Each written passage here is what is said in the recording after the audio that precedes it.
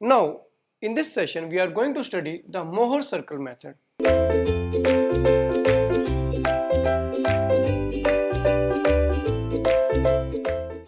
That with the help of a circle, we can find out the angle at which the stresses are obtained, and we can find out sigma n and sigma t at a given angle, right? Also, we can find out using this circle the maximum and minimum stresses, that is the principal stresses, and also maximum shear stress, as well as the angle of principal stress and angle of shear stress, right? So this we can obtain through a circle. But first of all, we want to show that a circle can be used to find out these equations, that every stress condition, every stress point is acting on the circumference of a circle. So how we are getting the equation of a circle, and why we are using the Mohr circle method to find out these things, right? So we have two equations, 1 and 2. We can add these two equations, we can square and add these two equations and find out the equation of a circle, right? So here sigma n, we can take this equation this side, sigma n minus sigma x plus sigma y over 2, and then square and add these two equations. So you can write here sigma n, this can be taken this side, minus sigma x plus sigma y by 2 whole square. This is our left side of this, and left side of this equation is this sigma t square, so we can take the square of this also, sigma t square. This is the left side now, and we have taken this sigma x plus sigma y by 2 on this side. Now right side of the equation is this equation, so squaring this and this and squaring this and this, right?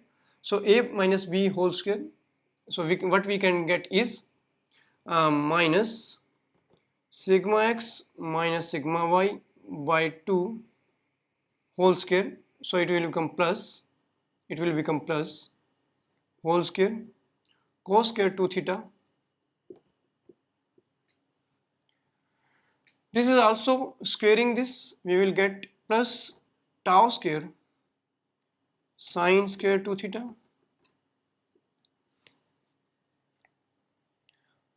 plus 2 tau sigma x minus sigma y by 2 sine 2 theta cos 2 theta, sine 2 theta cos 2 theta. So this is the squaring of this. Now squaring of this, a plus b whole square, so you will get, what you will get is sigma x minus sigma y, this is a minus b whole square, this is because this is minus here, so this is our tau square, so you will get tau square cos square 2 theta, squaring of this plus squaring of this, plus sigma x minus sigma y by 2 whole square sine square 2 theta minus 2 tau sigma x minus sigma y by 2 sine 2 theta cos 2 theta, sine 2 theta cos 2 theta, right? So this equation, squaring of right hand side of this plus squaring of right hand side of this equation, this we have obtained, right? Now what we are getting out of this, you can see here this term and this term is same with positive and negative sign, so this will cancel out, so this term and this term will be cancel out. Now here sigma x minus sigma y by 2 whole square, sigma x minus sigma y by 2 whole square, this can be taken common, and cos square theta plus sin square 2 theta will become 1. Similarly here tau square can be taken common, and sin square 2 theta plus cos square 2 theta will become 1. So finally what you will get, that is sigma n minus sigma x plus sigma y by 2 whole square plus sigma t square, that will be equal to sigma x minus sigma y by 2 whole square plus tau square.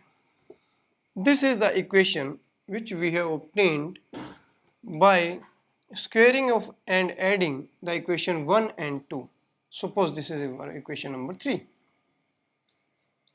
And you can see there that this equation is an equation of circle. How? You can compare, this is our x-axis and this is our y-axis. Sigma n is our x-axis, sigma t is our y-axis. So sigma n is our x-axis and sigma t is our y-axis, right? So compare it with this equation, that x minus a whole square plus y minus b whole square equal to r square. This is the equation of a circle. This is the equation of a circle. Equation of circle. And comparing this and this, you will find that this is also the equation of a circle, where sigma n is x and this is a. So what is the center of this circle? Center. From here you will find that center of the circle is a and b, and radius is r. So this is the center of the circle for this equation. So if we compare this equation with this equation, you will get x minus a. So a is our sigma x plus sigma y by 2 and b is our 0 because sigma t minus 0. So here a is, what is a?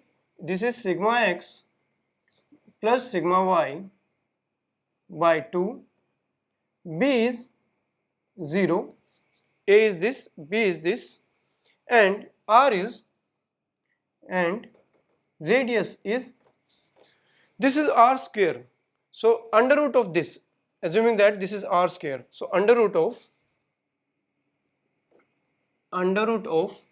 sigma x minus sigma y by 2 whole square plus tau square. So you can see here that this equation is an equation of circle, and if this is the equation of a circle, so we can use the circle to find out the other elements like sigma n and sigma t to obtain the other stresses at different angles of the stress element.